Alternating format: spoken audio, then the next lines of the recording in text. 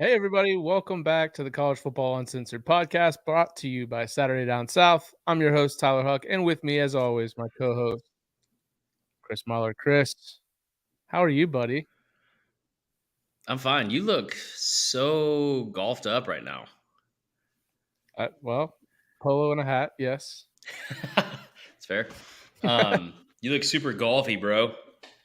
What's going on, man? Dude? So I leave the country and you just start going viral on social media.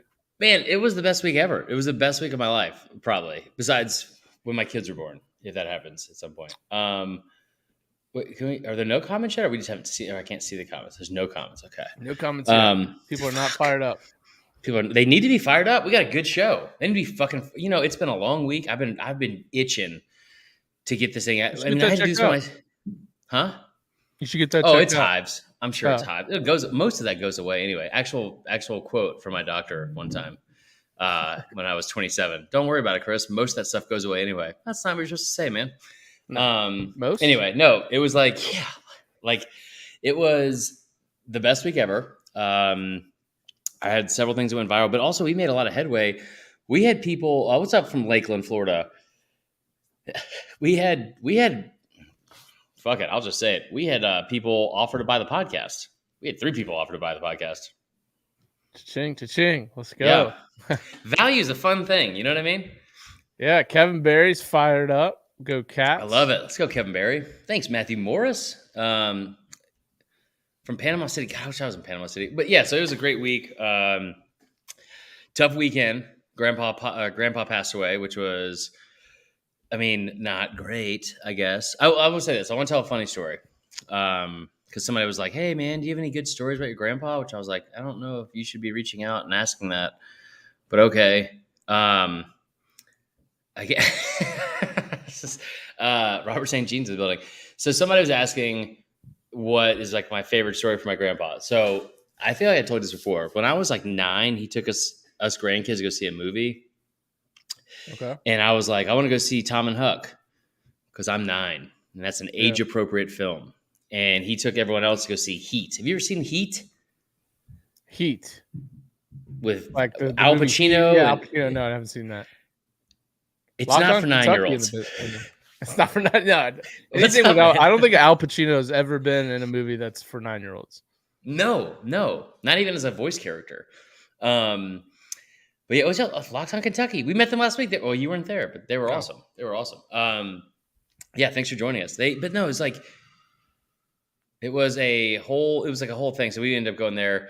And I remember, so like me and my grandpa weren't super close. This has been tough because it's like my mom's last parent. She's not been dealing with it great. But anyway, but one thing that he did that was great was he brought us grandkids together. Because I remember telling this story. I was like, man, Tom and Huck is like an hour-and-a-half movie. Heat is like significantly longer than that, right? And like most movies don't start at the same time. So I had to go sit at the end of the movie, just sit out in the fucking waiting room and play like Area 51 by myself. Shout out to that game. That game was awesome.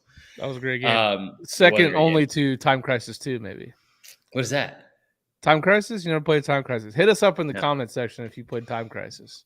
I mean, I'm terrible at time management skills. So I don't feel like I'd be good at that game. No, it's like you had the guns and coming through, and probably not appropriate these days. No, you couldn't do any of that kind of stuff. Don't. Is that what it says? Don't. No, that's from Pineapple Express. Anyways. Okay. Anyway, so now that I'm thinking about it, the story's not that great. Anyway, the whole story was I was like telling somebody, I was like, it was I had to sit outside, and I was always like resentful about that because I was like, man, I had to go sit in this fucking like waiting room for like an hour and a half afterwards. And so I remember telling my cousins about this like years later after a comedy show I did. We were all getting beers, and they're like, you know what's fucked up about that? You don't even know is that he made us watch that, and the movie had already started, so he made us watch the end, sit through the credits, then like the previews, and then the beginning, so we got like caught up to the full movie. And I was like, oh, but it ended up being something we all laughed about later in life. So now that we've lost enough viewers, we can move on. All right. Well, I'm sorry to hear about your grandpa. It's all good. That's what old people do. No, I'm just kidding. What should I get? Get her a coffin. I don't know. Well, I found it fantastic to see on my Twitter timeline, not coming from you, not coming from any of my friends, but like retweeted from I don't even know who, you asking Brian Kelly questions. And Sam.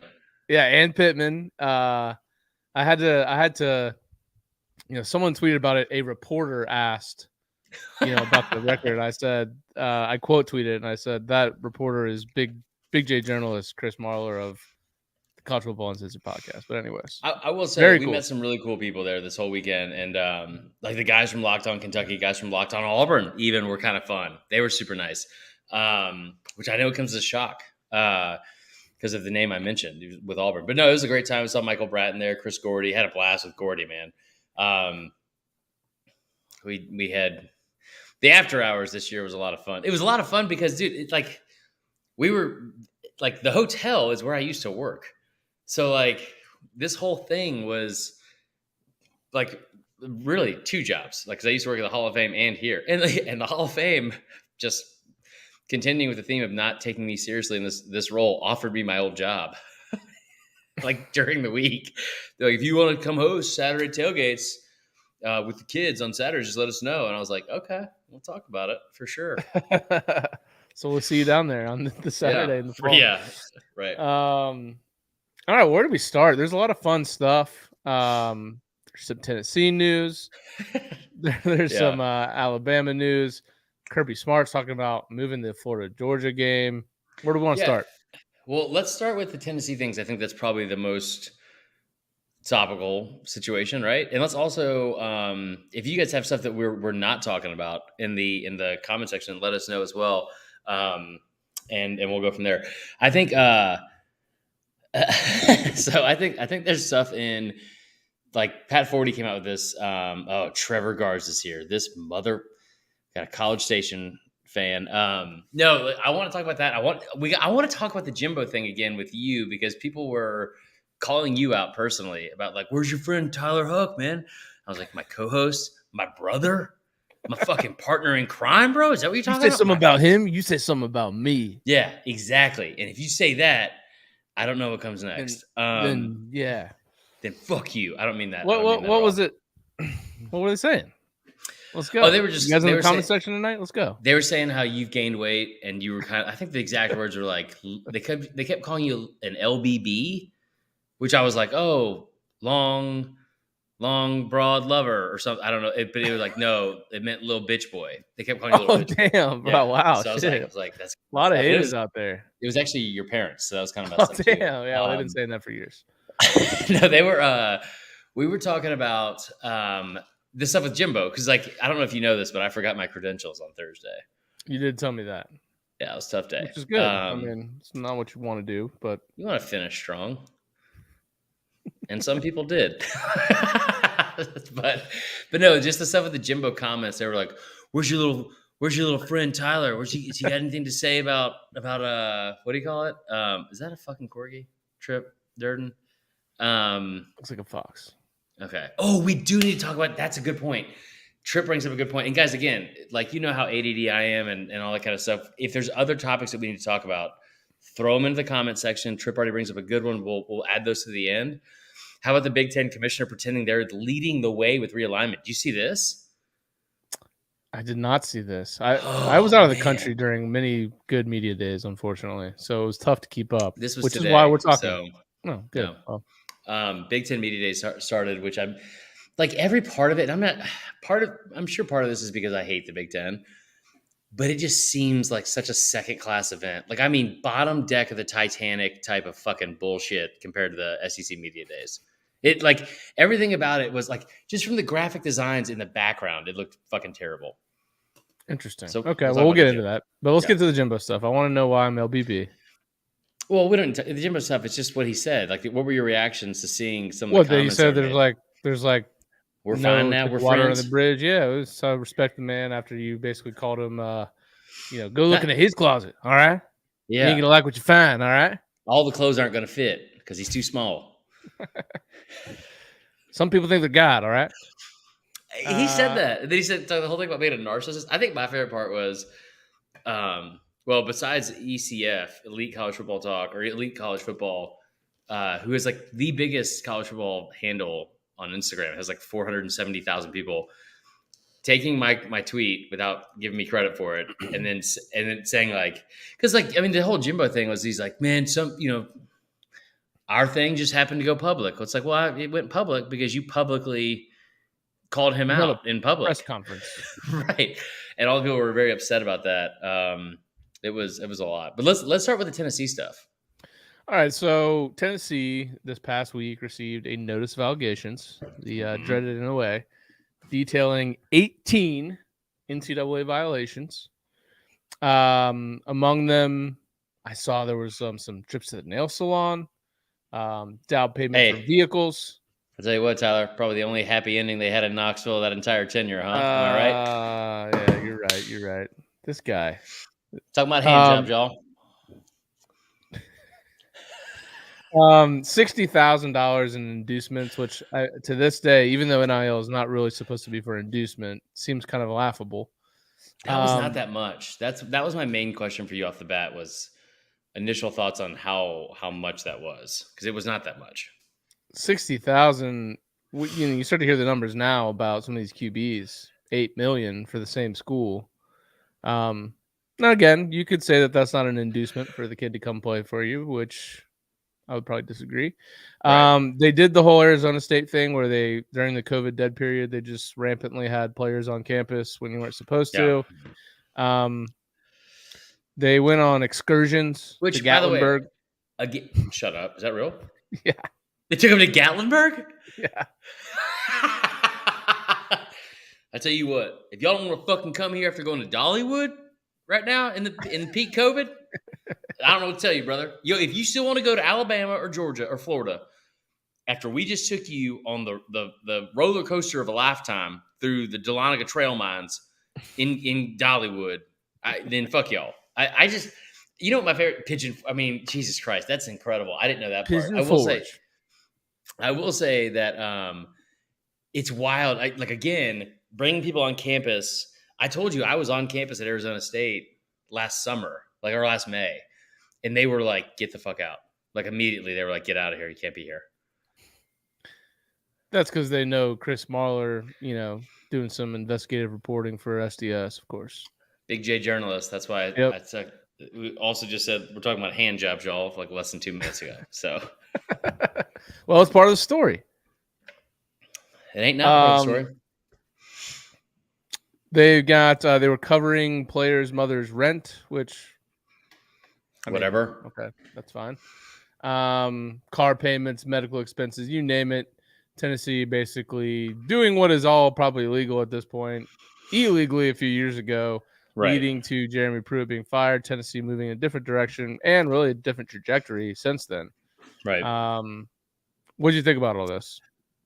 So the number did stand out to me because $60,000 is not that much.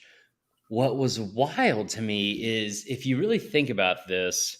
So Pat Forty was talking about this today, and there's a number of takes, I guess. I don't like to think, man. Yeah, me neither, brother. It never ends well for me. So there was a the fact that so usually when this happens, right? Usually when there's cheating involved, the first thing you do as a head coach is remove yourself as far away as possible. And I've said this 1,000 times, okay? People that talk about Kirby cheating, which I think he did when he was at Georgia. Georgia fans, don't freak out. There's a place that they learn all this stuff from. And the one common factor here is they were all coaches under one head coach. And there's a reason you get guys like Derrick Henry to go to Tuscaloosa, Alabama. And there's a reason why you get guys from, DC and DeMatha, right? And then fucking Mechie came from Canada and people from California. There's a reason why you have people come to a place like Tuscaloosa, Alabama. Shout out Mechie, by the way. Yeah, it fucking sucks, man. Yeah, leukemia diagnosis. But awful. But I think that all of that stuff. I'm not laughing at that. I'm laughing at a comment in the comments. But I think that all that stuff is probably learned from the way they did it at Bama for years and years and years, because, this is at a time when we saw it at Auburn. I think that everybody was getting away with something to an extent. And it was all over the country. That being said, as much as I will go to bat for Kirby at any point when people say like about him cheating, like where do you think he learned it from? This involved Jeremy Pruitt and his wife. His wife, like, Which how is she still with him? Weren't the rumors? I mean, I think the rumors were, from what I understand, very true as to why he left Florida State so fast. That man didn't know what asparagus was. He also did not know what monogamy was. I mean, yeah, exactly. But like all that shit, like when you're talking about, Jeremy Pruitt, like anytime a head coach is involved in that kind of stuff, you remove yourself as far away from it as possible, right? It's like you don't want to have that person be like remotely close to it where they can be tied to it and get in any kind of trouble. Jeremy Pruitt and his wife were like at the forefront, like it was fucking Toys for Tots or like drug dealers in the fucking 70s passing out turkeys or every Thanksgiving and shit like that, like Bumpy, what's his name in American Gangster. It was like, what are y'all fucking doing? And then they're talking to what's his name about it, to Pat Forty, and he was like, his wife was like very closely related to the university. But the wildest part about all this, right? The wildest part about all this is because you say what you want to about passing that stuff down and learning it from Saban. Ain't no way you see Miss Terry out there with a fucking houndstooth fur coat on and handing out McDonald's, Happy Meals full of cash. Hell, I heard Casey Pruitt was working at the McDonald's. Probably so. Probably need to bring in some extra money. Jeremy's wife. It's really paid off for her to finally become the wife of an analyst of like an NFL team. I think he was with the Giants. But what's crazy about this too is this. It was. So Tennessee is most likely going to get out of this because of it's been 5 years, right? It's been 5 years, it's been a full coach ago. And the biggest thing is the NCAA has said is that they were so overwhelmingly cooperative and helpful with like what they needed in terms of their investigation, that they are going to they're going to lessen any of the issues. Yeah, bring Dan in here. Fuck yeah. Dan's in the waiting room. But like they're going to lessen any of the violations because they went so far to help. Like, this looks like shit, Tyler. What are you doing? Don't worry, I got it. Okay. They went so far to I to look show like shit, so it all levels out. I'm so close to making my point. Hold on. I know it's been 7 minutes for me getting there. Sorry. So, but they went so far out of their way to help the NCAA in terms of like finding out like any of the stuff that they're going to get out of get out of jail free or get out of jail early kind of card. This is stupid. Because of that. But they were only Jesus. But they were only doing that. They were only doing that because they were trying to get him fired and not pay his fucking buyout. Oh, yeah. So Tennessee cheated. They cheated, and then they realized, like, fuck, the amount of money we spent for cheating didn't give us anything. Now, let's go ahead and out him for cheating. It's like the opposite of the Brian Harsin thing, but they're somehow getting, like, rewarded for their own shitty job at cheating. Like, how's that even possible? There's kids above me that are just, like, learning all these bad words. That's all right. I mean, hey, look, you gotta grow up sometime. You gotta learn hard lessons. I mean, I think that's not even the most interesting Jeremy Pruitt thing we learned this week. And if you guys have already covered this, forgive me. I'm known for my non sequiturs, but that Nick Saban. Where are you? Are you in the aquarium? We need some Wi-Fi. Yeah, what are we doing right now, bro? No, I'm at home. I am relaxing after the marathon CrossFit workout we had to endure. Oh, no one wants to hear about that. Yeah. The other podcast is where they talk about working out, not this podcast. Yeah. We just lost 3 listeners right there, but that he had to educate Nick Saban on what Zaxby's was. Like, there's part of me that wants to believe that Nick Saban doesn't know what Zaxby's is, but then there's part of me that's like, come on, like, the 2 minutes that you're watching the Weather Channel, there you go, product placement, I love it. But the 2 minutes you're watching the Weather Channel, I guarantee you a Zaxby's commercial comes across. Yeah, Dan, listen, I love you to death, and I want you to be on this Facebook Live or this YouTube Live and this podcast, but if you don't fix this fucking audio, because I know that you would be upset if this was our audio, you cannot be on here. That's all right. Sounds awful. I just want to pop in really quick and make sure. I love you. You're the best. I'll call you after this too, by the way. I know I meant to call you back yesterday, so we'll call you afterwards. You're the man. Keep doing some genius work. Oh, look at that. I fucking love Dan. Why great. are we so big? Take us down. All right. We're back. Let's just get back to where we were. I didn't know. I emotionally. didn't know Dan was gonna be jumping into the green room there. That was cool though. Yeah, we should get more people to do that. Anyway, that's somebody said Trevor Garza said this podcast is for hating Jimbo and shitty production quality. Damn it! First off, yeah. First off, we love Jimbo. It's a we great don't guy. love Jimbo, and if you want us to listen, if you want us to be like other podcasts, you know, tell us to. Well, there's tons of things we could steal from ideas. I can start giggling. Pruitt described. It's like a classier Chick-fil-A, Coach. That was the quote. Shut up. A classier.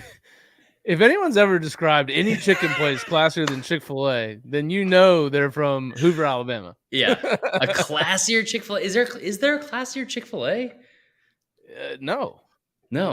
Chick-fil-A stands as the classiest of chicken establishments. Yeah. Now, I will say, by the way, Zaxby's is probably a step above Guthrie's. Have you had Guthrie's? I've had Guthrie's, yeah. I think What's the best fried chicken you ever had? Ooh. Because I was eating fried chicken right before we came on. That's actually why I was late. You were Zaxby's? No, it's from Publix. I had Zaxby's yesterday. I was so fucking pissed. Yeah, I mean, there's some protein in some of them gains, boy. No, I was so fucking pissed because, like, I'm not an animal. I don't eat coleslaw from a fucking fast food restaurant. Okay, you always got to replace that. Everyone's going double fries. I hit the button to replace it, I thought, and I still got. And like the amount they give you is like a trough. It's like, here's a bunch of mayonnaise and lettuce if you want it. Like, I'm good. I'd rather, if I want to throw up, I'll kiss your mom. Oh, you, sick, bro. No, I think out of the three, or however many, like, I'm talking like fast food type chicken places. Yeah, I think I like Guthrie's the best. Personally. Really? I do. Maybe I did like Guthrie's. I want to let you know real quick. We have 15 current live viewers. We had 23 last week when I was doing it by myself. So people hate you. Fault. Okay, I know. Well, that's fine. LBB. Can I ask you a question about your thoughts on sweet tea? Sure. Is that the question? Yeah, that's it. What are your thoughts on it? I mean, I like it. I don't drink it a ton because I know it's bad for your health. What's that? My hat? I do like that. Do you want this? Does that? Does you get that? I like that. Well, yeah, I do want it. Well, Liz just Mickey share me. Yeah, she does. She's something. She's going to going to Miami, which, if you're keeping score at home, Miami was voted as the #1 place on PFF's latest poll of places most likely to end a relationship. So everyone, fingers crossed for me over the next 5 days. So notice she wasn't. I noticed she's not tuning into the live chat already. She's not happy. Things are already trending. No, she's trending poorly.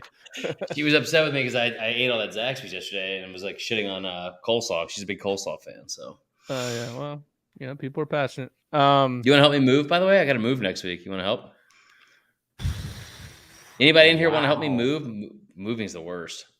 Yeah, it is. I'm gonna just go ahead and say maybe. Let's go with maybe. I'm kidding. I got kids. Speaking of Nick Saban, dude. Well, hold on. Are we done with the what do you call it thing? Well, we could talk more about. Look at who's clocked in and locked in, baby. We're ready. You're getting text messages on the side. Let's go. Mickey says you're going to know to see your Seminoles lose first week. No, I will go there to see them win. I won't be there at all, but yeah, we'll probably lose. You're probably right. What do we want to finish up with the Jeremy Pruitt stuff? I mean, to me personally, I think are they getting any sanctions now? Because if they are, I think it's a little unfair. None of these kids were probably involved with any of that stuff.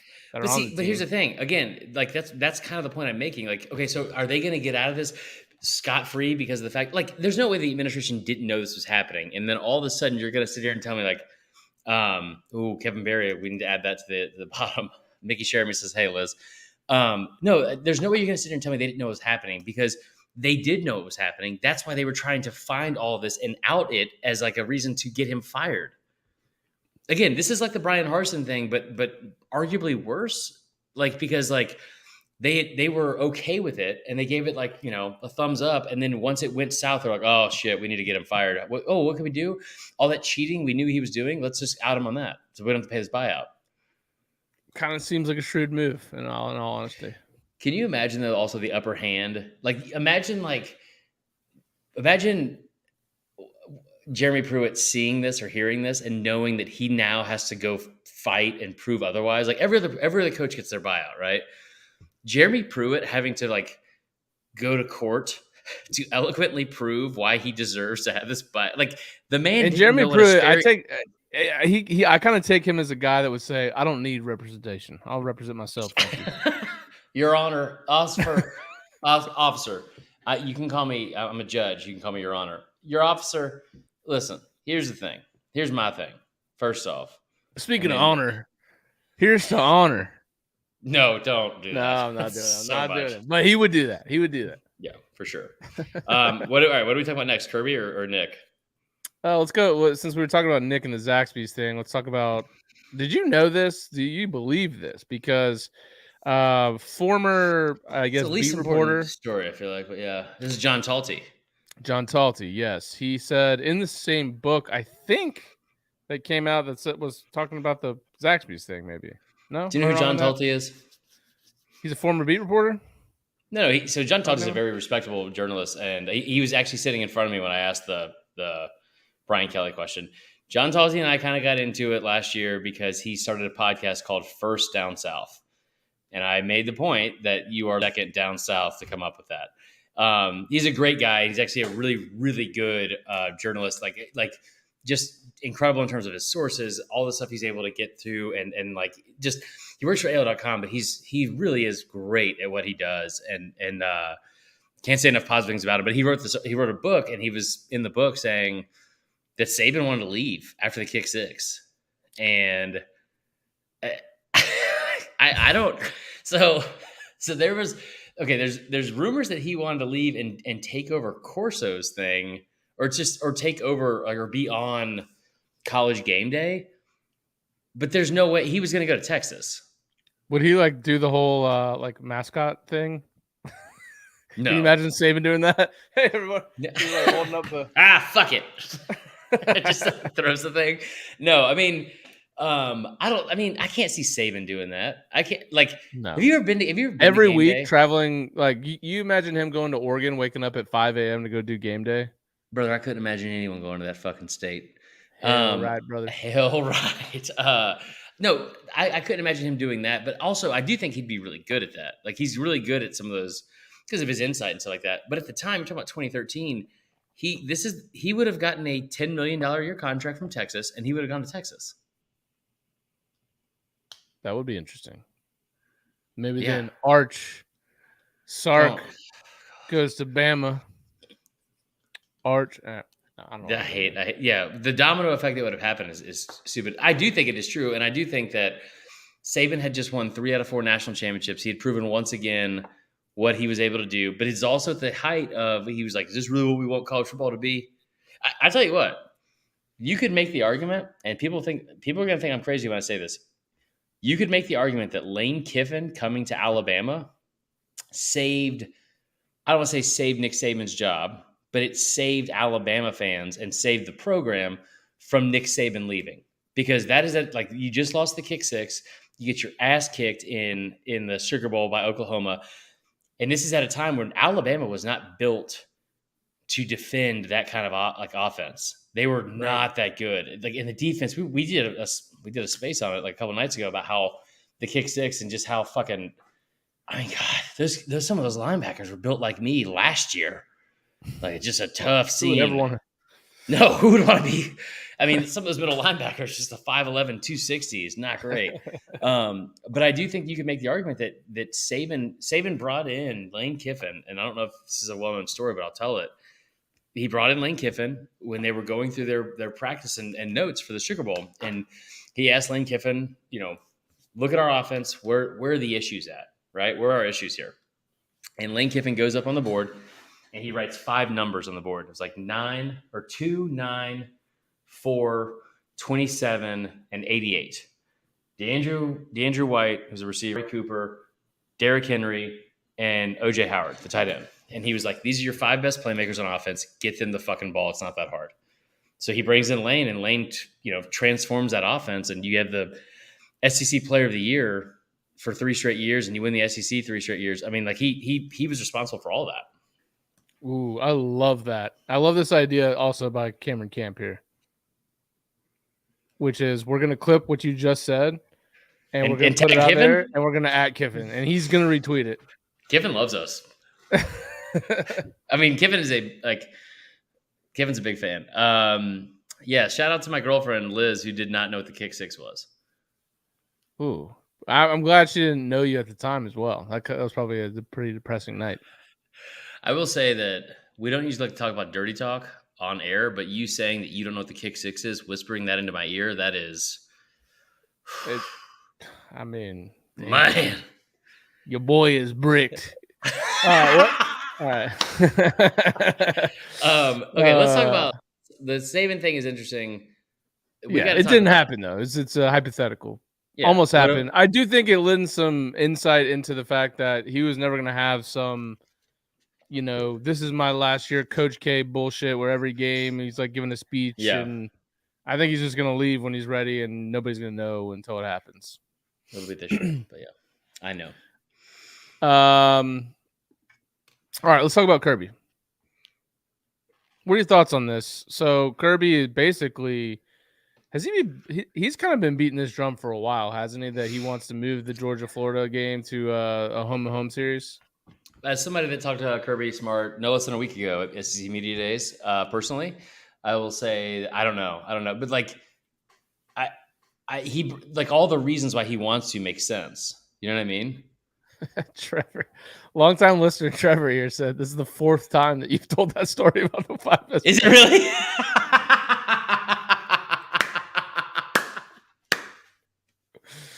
That's good. I love that. Hold on, we got to keep account. In the comments, please list other stories that I have said repeatedly and then don't remember saying, because I know there's got to be a bunch of. And I always start. I'm like, I'm not sure if y'all know this. And you guys always say, that's good, Trevor. That's good. Point for Trevor. We should start keeping. We should make this like a point system with our audience. This is good. I like that. Like around the horn. Fuck that show. But anyway, so the thing with Kirby wanting to move this thing. So he said, what exactly? Well, he basically said it negates, like that could be a huge recruiting weekend, right? To host Florida in Athens, you're gonna get a ton of kids, and it basically limits. It kind of gives them, as if Georgia needs any other help recruiting players, it provides them one less weekend to do so. Well, it's also in a pretty big time, like and weekend, Yeah. So basically, this game has been in Jacksonville outside of maybe like 94, 95. I think it moved for some reason. Because of they were fixing up. Hold on, Georgia. But since 1933, it's been in Jacksonville. Yeah. Can we also remind me to tell you the fucking all-time clapback that Chris Doering had on Georgia fans this week? Okay. So it's been in Jacksonville. Oh wow, it was played in Savannah one year, 1930. But it says here it's been in Jacksonville for every year, besides the 2 you mentioned, which was 94, 95, since 1933, which is the first year of the SEC, which is kind of wild. Yeah, that is. I didn't realize. I would have thought that would have been a later move. That's kind of crazy. So yeah, Kirby basically just wants more advantages for recruiting in a sense. That's what this kind of feels like. Right. And so then you talk about from a financial standpoint, how did we go down to 8 fucking viewers? We had like 20 a minute ago. Anyway, so it went from, there was like, I think it's $45 million that each team gets from going to play this game in Jacksonville, right? Or at least for Georgia. Whereas it would only be $15 million they would get for playing this in Athens. I don't. If it's a $30 million thing I don't think Georgia has to have a $30 million surplus in the budget. Like, I don't think that's like something they like desperately need, but $30 million is a lot of money. Yeah. Right. That's a lot of money. Yeah. That's what ACC schools make in a year. Right. Compared to the SEC making like $100 million. But anyways, that's cool. Georgia Florida weekend is better than Christmas. It's not. I happen to love Christmas, so I wouldn't agree with that. We need to still go to Georgia, Florida this year. I just, and maybe it's something that we would get a better idea of if we went down there. I just don't think, like, I mean, playing that game in Jacksonville, there is a part of it, at least for me, like the party seems awesome. The party seems like legit. But there's a big part of it for me where I look at it, I'm like, this kind of seems like it fucking blows a little bit. Like the atmosphere, there aren't that many games. I feel like maybe this is just kind of in a prisoner of the moment, but it doesn't feel like there's been that many games recently that have been super close. The 2019 game was a 7-point game. It didn't feel like it was that close. I mean, the 2013 was a 23-20 game. The 2012 game was close. But a lot of these games don't really feel like it. Like, I don't think playing in that stadium, it's not even a cool fucking stadium. No, I mean, it's fucking Jacksonville. You know what I mean? And for the most part, I understand that, like, if both teams are at a peak, like, it's cool to see like the half blue, half red, but right. typically one of the teams, or at least over the last decade, hasn't been that great. And it's like 70-30, one fan base. Right. Because one team doesn't want to fucking be there. Yeah. I will say this, like, one of the issues that somebody brought up, they were like, well, what are you going to do with Christmas break? Also, Trevor Garza is now throwing out all the stories I've ever told in here. And you did ask for people to do that. He's wrong about the way he first mentioned. He's saying the wrong person.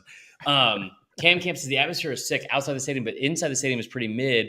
William Gray, who's a diehard Georgia fan, and drives a Camaro because he's a fucking badass. He said that Jackson's a shithole. That's like spot on, Willie. Like that's it's not a fun. I don't feel like that's like that fun of a place. But like the other and another thing, Cameron Camp, if you are over the age of 25, you can't say mid. So I'm just gonna say that. Ooh, he also is having a fall wedding like a bitch.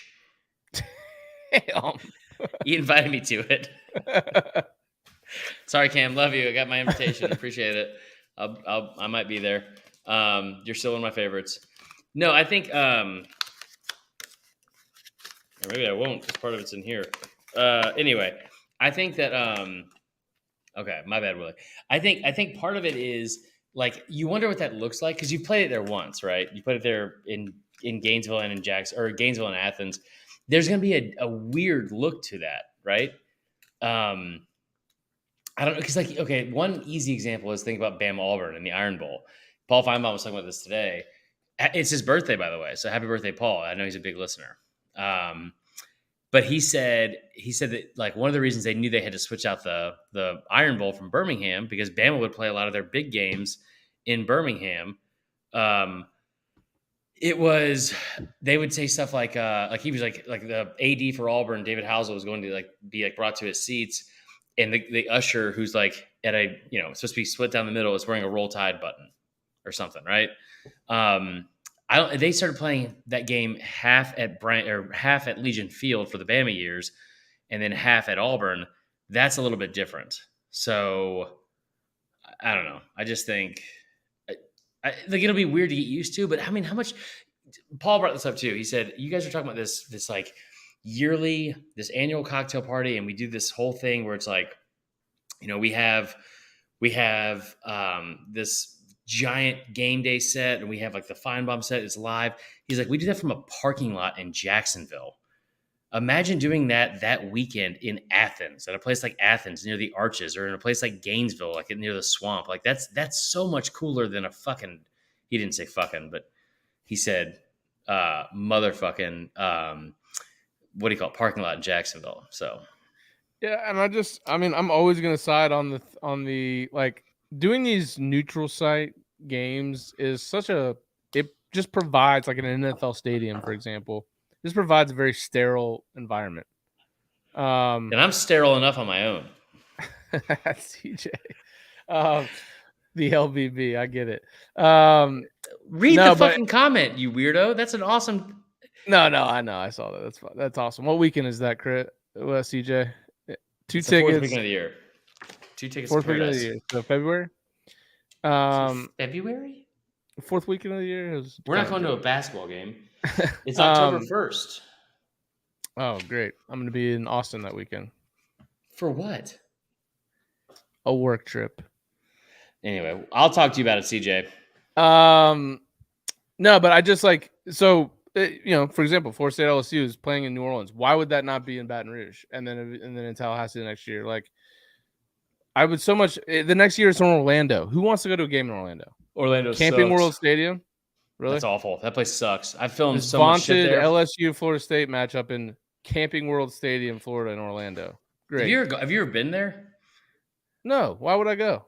We shot the first year of Texas Pete stuff there, and the thing was just wide open, right? And it was like, I remember walking in there and I was like, this fucking blows. I don't understand. This is the good idea from Drake Castaneda, who says, why don't they do a home away neutral setup, like a 1-1-1? I like that a lot. I do like that as well. I think I like neutral's fine if you do the home and home. Right. Florida State and Alabama are slated to play in like 2029, 2030 or something like that. In Tallahassee, in Tuscaloosa. How much cooler is that than them playing in Atlanta? That's different though. Because they haven't been doing that since 1933. I get that, but nobody that's alive now was born in 1933. So that's what. I think you don't know math. It's 85. I mean, there's okay. 5% of the population was alive in 1933. Hunter Renfro, Bob Barker. Is he still alive? He got old quick. I'll put it this way. I don't think there's a lot of 86-year-olds listening to the podcast. Not ours. Tyler, there was a lot of older people in the Radio Row that got upset about my gambling question to Sam Pittman. Really? They were like, "You know what? There's no place for that. There is no place for that in this sport." And I was like, I remember I walked by there later. There's actually lots of places for that. It's almost the place for it. If you've kept up with anything, it is almost like the exact place for it. So, what do you want to get to? Questions from the audience? Somebody brought up we want to do the Big Ten thing. So this motherfucker. Let me go back. Where are the starred ones? I starred this one. I starred one that should not have been. Okay. How about Big Ten commish pretending they are leading the way with realignment in future college football? So obviously I didn't see this because it was today. What happened here? Okay, so Kevin Warren was talking, and Kevin Warren, if there's anything he's going to do, it's fuck up stuff for everyone else and then pat himself on the back like he didn't do just that. Kevin Warren, Kevin Warren, who Trevor Garza, here's something you can call me out on. Let's not forget, Kevin Warren tried to cancel the whole fucking season 2 years ago. Okay, and I will never fucking let that go. So Kevin Warren says, he goes, we went out and added two new brands and two new programs and schools and universities to our league. We didn't want to just go out and get somebody. We wanted to go out and get the two best teams that the West Coast had the offer. And he did that, to his credit. He got 1.5. Yeah. In terms of football, I would argue from top to bottom, UCLA is a much bigger get than USC. Because of the fact, like, from a football standpoint, USC has been fucking irrelevant for years now, right? They went to a Rose Bowl game against Saquon Barkley 6 years ago that they're still holding onto. But other than that, like, UCLA dominates the entire spectrum of an athletic department and all the different athletic events like soccer. I don't know about soccer. Actually, I don't know why I opened with that. Basketball, baseball. Maybe. They're a lot better than USC and a lot of those other sports that are, I would think, women swimming and diving. And you got to wonder how much that's going to make. Is again, flying Rutgers to Pasadena on a Wednesday night for women's volleyball. You're going to have to go to your board and say why that's even remotely valuable. I wonder what Don Imus would have to say about the women's basketball team going over there. Fucking Jesus. Not RIP to that guy. Is he dead? I think so. It's crazy how we're just not that far removed from just openly racist people who are allowed to get behind. Yeah, well, I think he was legitimately the first person to get canceled. That was the first time when people were I feel like you can't say that. Yeah. He called the entire team a bunch of nappy-headed hoes. Their basketball team, and this is not okay. You know what, Don? Is it Don or Donald? I don't know if you're allowed to say that, brother. And he was like, "Oh, what are they going to do? Cancel me?" Like, yeah, your whole career's over. Bye. Yeah. With good reason. No, so Kevin Warren, though, he brought up the fact that he got those two teams. And it's so funny watching people that like the Big Ten just praise him like he's like this is like some groundbreaking thing. Like, dude, he went out and got the best team, the best two teams. We got football from the Atlantic to the Pacific. Listen, this isn't a fucking airline, okay? Like, no one gives a shit how much ground you're covering. This isn't a fucking cell phone plan, all right? Like, no one cares how much 5G you guys have for the Big Ten, because it wouldn't be a lot. But like, what they do care about is you trying to explain to me why I give a single fuck. I'll use the same example of Rutgers going to play UCLA at like Pac-12 after dark is gonna suck now. You know what I mean? Like, no one wants to watch that shit. Anyway, so they bring that up. RIP. Who? RIP Pac-12 after dark. That's like we've talked about that, but like when you've had a bad day of gambling, the only way to get more off the rails is to start, gambling on Pac-12 after dark to try to make it all back. Because usually late night tennis. Usually we had a few bourbons, maybe a couple pizzas, and things are not going well. I feel like you're describing just me. Dude, I love pizza. Come on. But like the whole thing he said was, he goes, let's go out there and like what we want to do is we want to be at the forefront of what we're doing. We want people to look back at here. He started off like, and as someone that starts sentences if it don't make a lot of sense to get to the point, I get it. But he was like, I grew up and my favorite thing was my parents would give me a Sears and Roebuck's catalog to pick out my birthday gift. There's Sears and Roebuck isn't even around anymore. So, I mean, now you're talking about, I want people to look at this 30 years from now and think they have been at the forefront. They were, what was the exact quote? It was something like they were the ones making stuff at like the cutting edge. God dang it. Why didn't I just fucking look this up before we ever record? This is so stupid. Hold on.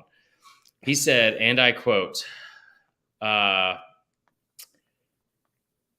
want people to say the Big Ten was ahead of the curve in making these decisions. And I responded like, bro, you're quite literally a full calendar year behind the curve. And it's also funny watching like some of like the coach speak come from this, because they asked every coach what they thought. And it was like, oh, it's great. We get to go out to LA. That was like PJ Fleck. And then you had like, Pat Fitzgerald from Northwestern. It's like, you get to go, like you wake up watching Big Ten football and you go to bed watching Big Ten football. How cool is that? And then they asked like Scott Frost. They asked Scott Frost and he's like, I'm sure it'll be great because we'll be relevant. No matter when you talk about relevancy, the Big Ten will be involved.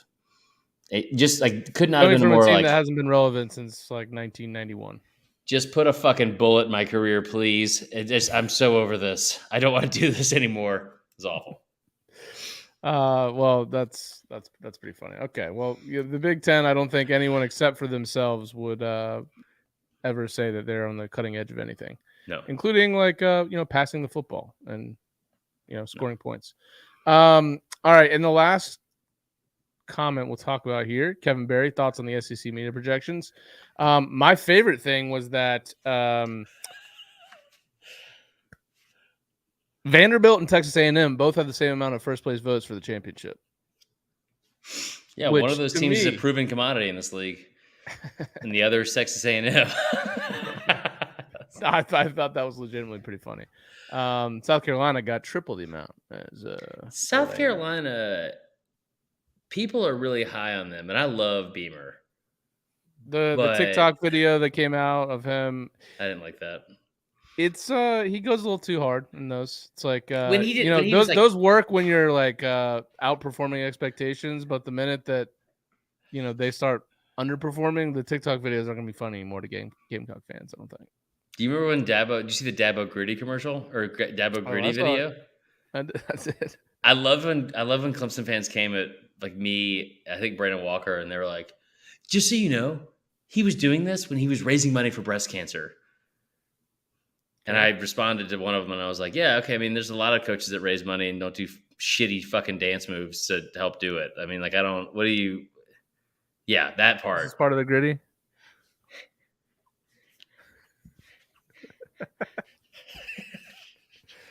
Yeah, I don't think anybody's ever gonna.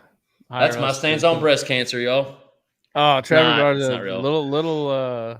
He's upset, but I did think it was funny that after all the hoopla on signing day, And I get it. Those freshmen are probably going to be contributing next year or No. the year after. But Vandy, come on. 158 votes for Alabama, 18 for Georgia. Your thoughts? Because you have picked on the record Georgia to win the SEC. You regret that? I stand by that completely. I don't stand by most of my picks after that because I posted them and it was bad. LSU last. All I can say is it's a long week, man. It's a long week. And like what I wasn't going to do was get into the overthinking of it. And it was I don't know. What do you regret about your own personal picks? I mean, what were they? Let's pull them up. Because people were. I got ratioed. I don't think I got ratioed, but people were not. The other thing is, since 1992, the media has only picked the right champion 9 times. So I don't take too much stock into this, even if it's a runaway landslide pick for Alabama. Great. Yeah. You think Alabama's going to win the SEC? Did they pick I think Bama's been picked every year for the last decade and a half.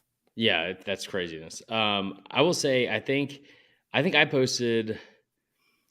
My predictions were, hold on. Also, a lot of good graphics I came up with this past week. I said Bama 1, A&M 2, Ole Miss 3, Auburn 4, Mississippi State 5, Arkansas 6, LSU 7. That was in the West. The East, UGA, Tennessee, Florida, Kentucky, South Carolina, Mizzou, Vandy. I will say right now, I think I'm spot on with the picks in the East. I think I nailed that. The only one I would even remotely think about changing is Kentucky and Florida. That's it.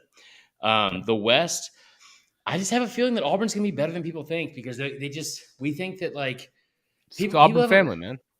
The Auburn family, people have a really difficult time when you talk about, especially fans. And this, I ran into this with Arkansas fans because Arkansas fans were fucking furious that I would even suggest that they would be 6th.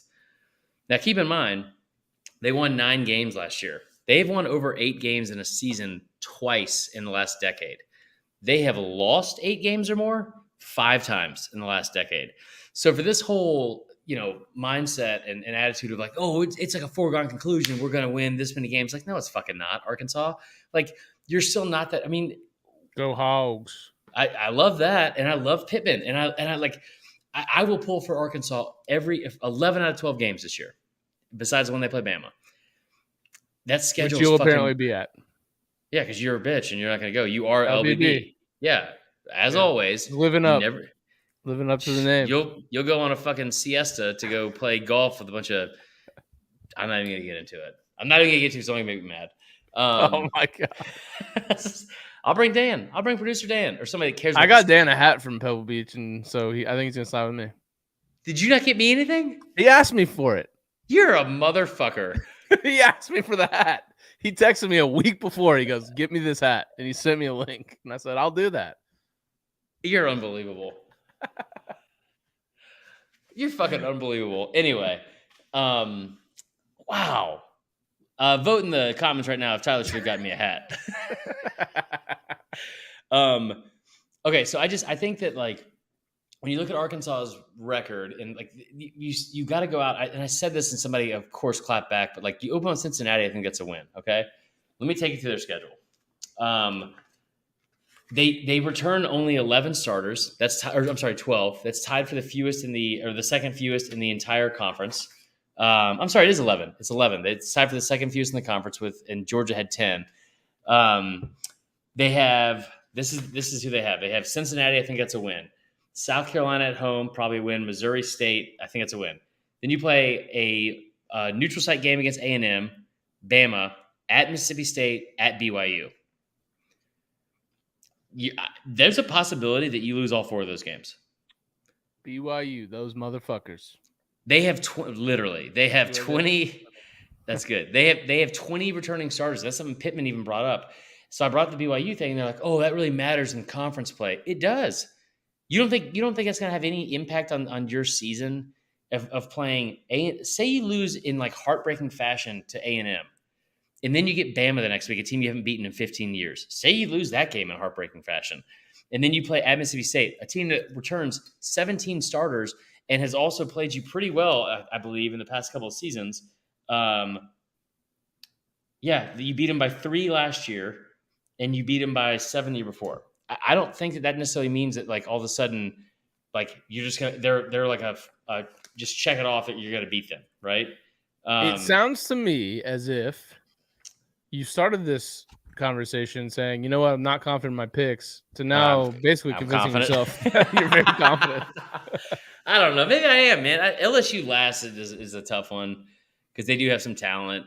Like Mississippi State, I'm just kind of high on because I think that I think they're probably out of any team in the SEC besides Bama. I think their ceiling and their floor is the closest out of any team.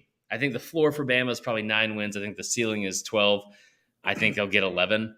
The floor and ceiling for Mississippi State, I believe, is probably 7 to 9, maybe 6 to 9. The ceiling is the floor. Ceiling is a floor. This is going to be a very tough division, and I just they have Liberty out of conference too. But the biggest thing for me is you look at Auburn. Auburn beat Arkansas by 15 points last year. A bad Auburn team, right? Yeah, and then we saw them. I didn't even remember that. That's crazy. Right, and we saw them fall apart in the final weeks of the season last year. I just don't think it's like, again, a foregone conclusion that they're all of a sudden not going to be better. I think, at Georgia, that's a loss, but they get Auburn could arguably start 5-0, and I think they will. When you play Mercer, San Jose State, Penn State, Missouri, and then LSU, all 5 games. Over under like 5.5. I'd hammer that. I'd fucking hammer that. Well, when we do our over-under preview pod, let's remember that. Last thing here, Drake Castaneda. So don't forget to talk about Doring being a Twitter savage, and then we will head out. Did you see what happened here? I didn't. I think I saw him tweeting something about how he's like at the beat. I can't remember what it was. First off, love Chris Doring. First person I ever met in this business. Also, Chris Doring. Like met him in that same building in the Omni. This man looks incredible, by the way. Like just fucking ripped. Just ridiculous. He somehow gets into it with Georgia fans because this is going to shock you. Anything that anybody said about Georgia in any slight negative way was not received very well from fans on Twitter. That doesn't make sense. It's never usually Georgia Twitter usually takes stuff in stride, like me. You know what I mean? Like they let stuff go. They don't bring up stuff from the past. So Doring says, somebody brought up Chris Doring, Chris who, and Doring said because he predicted that Kentucky will beat Georgia. Okay, it's at Kroger Field. You don't just roll into Kroger Field and come out with a victory. Right. So this guy said Chris who, and it did numbers, bro. It had 1 like and 1 quote tweet.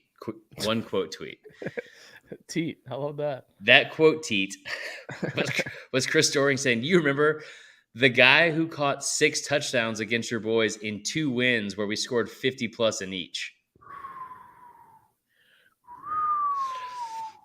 Other Georgia fans came at him and started trying to talk shit about it, and we're like, "Oh, were you like one?" And one guy that I love to death, his name used to be Dale Roback or whatever his name is from Step Brothers. He made a comment. He's like, "Oh, since we're living the past, are you out here listening to Crisscross Jump and watching Melrose Place?" And he's like, "No, I'm out in Maui with my kid after I just talked about football on TV for a week and got paid to do it." Doring, he just was ready to start swinging. He had a couple palomas out there in Maui. Doring also was very open with me about meeting Liz, and he said flat out, he's like, "Where's your girl?" And I was like, "She's gonna come up here later." And he was like, "You can gain some weight, huh?" I was like, "I don't know why that was the transition, but yes, I guess I put some weight back on." I don't know if you've noticed, but I'm in the best shape of my life, including when so he was like, I was like, "Yeah, I'm gonna bring." Chris, I'm not trying to lose tickets, CJ. We're going to go to the game. It'll be great. You guys are going to win every game. Change your prediction now, Chris. Arkansas goes 10-1, dude. 10-1. They only play 11 games. It's going to be sick. Anyway, he was just very open about it. He was like, I was like, "Well, I don't know if I want to bring her up there if you're going to be up there." And I was like, "Ha ha, LOL." expecting one of my good friends like Dorian to be like, "No, man, it'd be good to meet her." He's like, "Probably a good move," and that's the last I've talked to him. And in fact, he's been texting Liz. Probably so. So he'll be in Miami this weekend. Your girl will be in Miami this weekend. It's going to be fun. Miami, yeah. But if you guys are in Miami this week, hit up Liz and her bachelorette party and send video. All right, we're right at an hour, so we'll go ahead and call it. Hey, listen, if you're on here, give us a like, comment. Real quick, we actually need y'all's help with this. Next week, we are going to start our previews. Once we hit August, right? So we're going to start our previews, our team previews, getting into it, because I don't know if you know this, but there's football next week. There's football on next week, yeah. Not college. It's like, no, it's a fucking Hall of Fame game or some shit. Damn. I know. We're fucking back, baby. Julio Jones went ahead. The Bucks today. I mean, what the fuck's that about? Well, I mean, you guys didn't fucking re-sign him, okay? You guys. I'm gonna say you guys because I am a Falcons fan. You guys are fucked this up for the last time. Anyway, no. So the other thing is, we are going to do a what do you call it? A preview of every team. We're even going to do Texas. I already got our boy Kyle Umlug to join us. He's going to do that. We're going to get Robert Behrens for A&M. I don't know if he's happy with me right now, but it'll be interesting. But I want to hear from you guys who we need to break down first. Oh God, yeah, Liz Connor. Oh, cool. So let's not do the traditional people who cover teams. Like, if you're going to say Georgia, don't say like David Pollock or Aaron Murray. Like, who do you guys like to tune in on? Think they're funny because you know the vibe of the podcast. Who should we get? We're gonna get Mike Griffith. Vandy, not sure. You know who Mike Griffith? You know what Mike Griffith said to me after I interviewed him? I don't. You know who Mike Griffith is, right? Yes. Okay, he's a big name for Georgia. He's like kind of a. Read Liz's comment. I gotta tell you this. I saw. So he said afterwards, he was like, "Hey man, I just want to let you know you're doing a great job. Keep this up." And I was like, really? He's like, "Yeah, man. There's like a niche for this, and there's like a part of like the market." He's like, "You're doing great. Really enjoying like the stuff you guys are putting out." And I was like, "That was really nice and really unnecessary." He didn't have to say any of that, so that was super awesome. Get him on the pod. Yeah, we're going to. That's the guy for Georgia. So, yeah, Trevor, let him know. I appreciate that. All right. Close it out here, Tyler. All right, guys. Well, hey, listen, if you listen to us on the podcast form only, we really appreciate that. Obviously, that's what we've been doing since day one. So go give us a review and a 5-star review on Apple Podcasts, Spotify, and the like. If you're on YouTube, make sure you subscribe, hit the like button. It really helps us out a lot. Trevor said, how's there only 18 people on here? I'll tell you why, because we're not getting you guys to click, subscribe, and like enough. So go do it. Fuck, guys. It'll help us. We're already at 17, so we're already losing people. Anyways, I'm Tyler. That's Chris. We'll be back next week for actual previews of 2 episodes next week. Let's go. That was weird.